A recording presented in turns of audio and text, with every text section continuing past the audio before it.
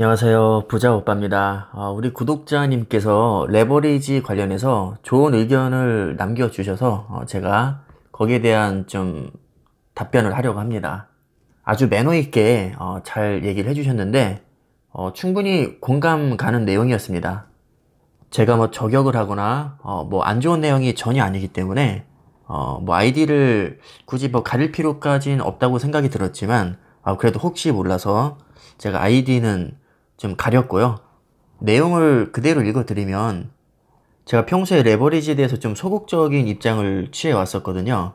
그러니까 이분 생각은 삼성전자처럼 장기적으로 우상향하는 배당 성장주에 장기 투자한다는 전제를 가지고 배당금과 매년 화폐 가치 하락으로 커버할 수 있다면 충분히 레버리지를 이용할 수 있지 않을까 이렇게 또 생각을 하시는 거였고, 레버리지에 대해서 제가 너무 소극적인 태도를 표현을 하니까 구독자분들이 생각할 수 있는 사고가 줄어들지 않을까 이렇게 또 생각을 하시는 것 같습니다.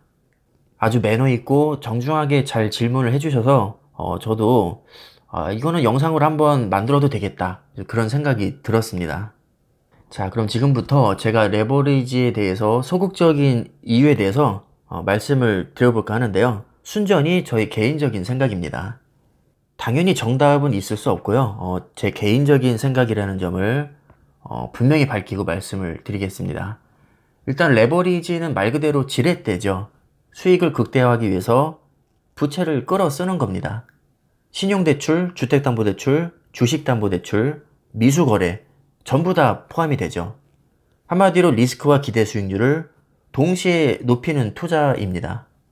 상승장에서 레버리지를 잘 쓰게 되면 훨씬 더 큰 수익을 거둘 수 있고, 만약에 하락장에서 잘못 들어가면 아무래도 조금 손해를 볼 수 있겠죠. 자, 하지만 레버리지 자체가 나쁜 것은 절대 아닙니다. 부채에는 좋은 부채와 나쁜 부채가 있죠. 부채라고 해서 무조건 나쁘다고 생각하진 않습니다. 오히려 부자들은 레버리지를 아주 잘 이용합니다. 건물주들이 돈이 없어서 부채를 많이 끌어쓰는 게 아니죠. 오히려 본인 돈으로 다 꼬라박는 것보다는 부채를 끌어쓰는 게 수익률이 더 좋다고 알려져 있습니다. 저도 부채가 없는 게 아니거든요. 실제로 제가 아파트를 살 때도 진짜 있는 돈 없는 돈 다 끌어 모아도 돈이 부족해서 신용대출도 엄청 많이 받았었고요. 주택담보대출도 60% 풀로 받았습니다. 제가 태어나서 아파트를 딱 2번 사봤거든요. 처음 샀을 때 70% 풀대출 받아서 샀었고, 두 번째 아파트는 60% 풀대출 받아서 샀습니다. 법이 강화가 돼서 60% 이상은 안 되더라고요, 대출이. 자, 어쨌든 제가 신용대출에 60% 주택담보 풀대출을 받아서 아파트를 샀고, 결과적으로 지금까지 나간 이자보다도 훨씬 많은 수익을 거두었습니다. 왜냐면 아파트 가격이 많이 올랐으니까요. 만약에 제가 레버리지를 쓰지 않았다면 지금보다도 훨씬 가난하게 살고 있을 겁니다. 그래서 저는 지금도 그때 당시에 과감하게 대출받아서 아파트 산 거를 스스로 자랑스럽게 생각을 하고 있습니다.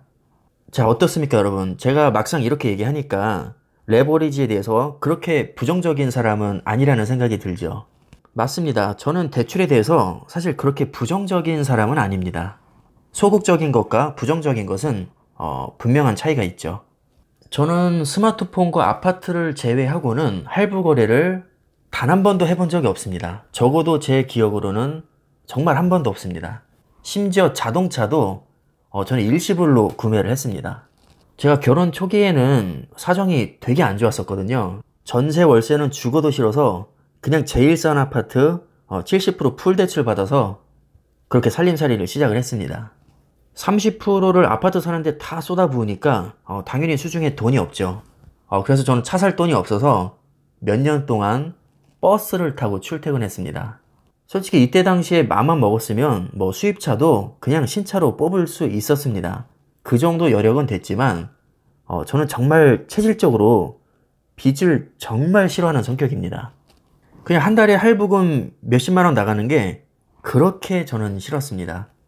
제가 유일하게 무리해서 빚을 낸 경우는 아파트를 살 때였습니다. 지금 살고 있는 집이 두 번째 집인데 사실 투자 목적이 아예 없는 건 아니었고 투자 목적이 한 30%, 주거 목적이 70% 정도 됩니다. 당연히 지금 집 살 때도 있는 돈 없는 돈 다 끌어 모아서 그걸로도 안 돼서 신용대출까지 몇 천을 더 땡겨서 매매를 했습니다. 그 정도로 저는 월세와 전세를 정말 싫어합니다. 여러분들이 이해를 하실지는 모르겠지만 그냥 저는 레버리지 장단점을 다 떠나서 그냥 기본적으로 빚지는 거를 되게 싫어합니다. 레버리지 장점 누구보다 잘 알고 있습니다. 실제로 레버리지를 통해서 제가 시세 차익을 쏠쏠하게 봤거든요.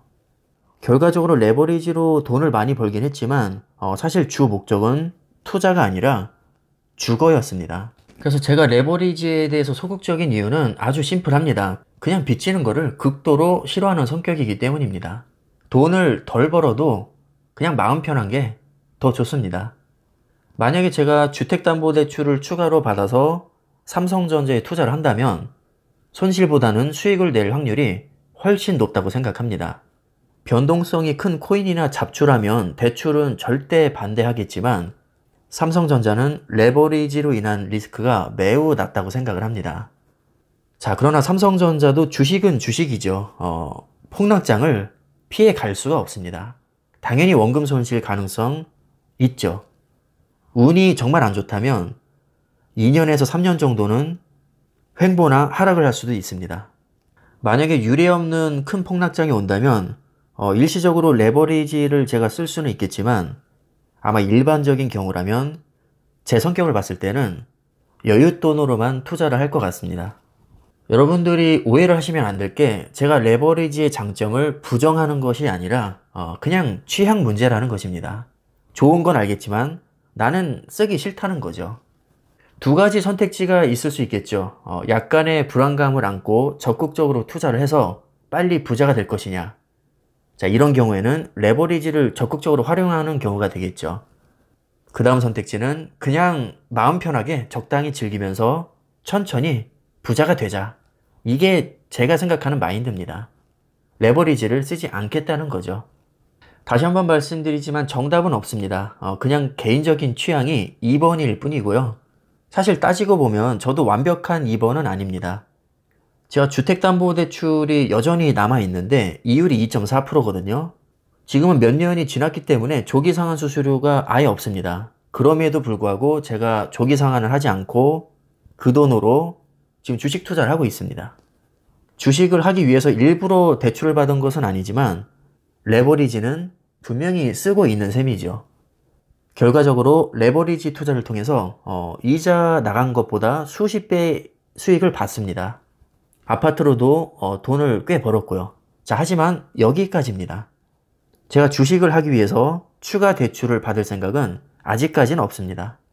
저는 그냥 돈을 빨리 버는 것보다 돈을 최소한 잃지 않고 마음 편하게 사는 게 제 성격에는 맞는 것 같습니다. 이 정도면 대답이 됐을까요? 제가 레버리지에 대해서 혐오감을 가지고 있는 사람은 아닙니다. 실제로 저는 대출도 많이 받아봤었고 대출로 인해서 수익도 많이 냈던 사람입니다. 그러니까 저는 대출에 대해서 부정적인 사람이 아니라 오히려 긍정적인 사람에 더 가까운데 그것을 소극적으로 이용을 하고 있을 뿐입니다. 그런데도 제가 왜 평소에 웬만하면 대출 받지 말고 여윳돈으로만 주식 투자를 하라고 하냐면요. 적어도 제가 봤을 때는 확률적으로 B2에서 성공한 사례보다 실패한 사례가 더 많다고 생각하기 때문입니다. 그냥 제가 느끼기에는 그렇습니다. 제가 일일이 통계를 확인해 본 건 아니지만 빚내서 주식 투자해서 성공한 사람이 그렇게 많다고 생각하진 않습니다. 또 사람 욕심이라는 게 끝이 없기 때문에 내가 대출로 만약에 수익을 많이 받습니다. 자, 그러면 거기에 그치지 않고 더 많은 돈을 끌어서 판돈을 불리게 됩니다. 이게 전형적인 레파토리거든요. 1억으로 5억을 만들어 본 경험이 있는 사람은 당연히 10억으로 50억도 만들 수 있을 거라고 생각을 합니다. 그런데 사람이 의외로 되게 감정적인 면이 있어서 이게 한번 눈이 뒤집히면 주변에서 말려도 잘 말을 안 듣잖아요. 그래서 대출로 한번 재미를 본 사람들은 점점 과감하게 레버리지를 쓰기 때문에 막판에 가서 한 번만 틀어지게 되면 그게 결정타가 되는 경우가 좀 많이 있습니다. 그래서 저도 절제를 못할까봐 일부러 조금 대출을 이용하지 않는 경우도 있고, 여러분들한테 말씀을 드릴 때도 그냥 가급적이면 마음 편하게 여윳돈으로만 하셔라, 이렇게 말씀을 드리고 있는 겁니다. 너무 지나치게 몸살이는 거 아니냐, 뭐 일어나지 않은 일을 미리 걱정하는 거 아니냐, 물론 이렇게 보실 수도 있겠지만 그게 제 성격입니다. 사람 성격은 잘 바뀌지 않죠. 그냥 저는 안정성을 좀 많이 추구하는 편입니다. 그러니까 삼성전자에 가장 높은 비중으로 투자를 하겠죠. 만약에 제가 모험적인 성격이었으면 당연히 추가 대출 받아서 뭐 코인에도 많이 투자를 할 것이고 단타도 많이 칠 겁니다. 제 투자 마인드에 대해서 뭐 이것저것 말씀을 드려봤는데 아마 공감하시는 분도 있을 거고, 뭐 전혀 이해할 수 없다 이렇게 생각하시는 분도 당연히 있을 겁니다. 투자에 정답은 없는 것이고요. 본인의 투자 스타일을 남에게 강요하는 것도 저는 있을 수 없는 일이라고 봅니다. 자, 이 정도면 제가 성심성의껏 답변을 해드린 것 같으니까 오늘 영상은 이쯤에서 마무리를 하겠습니다. 각자의 주관대로 그리고 확신하는 만큼 너무 무리하지 마시고 투자를 잘 이어나가셨으면 좋겠습니다. 감사합니다.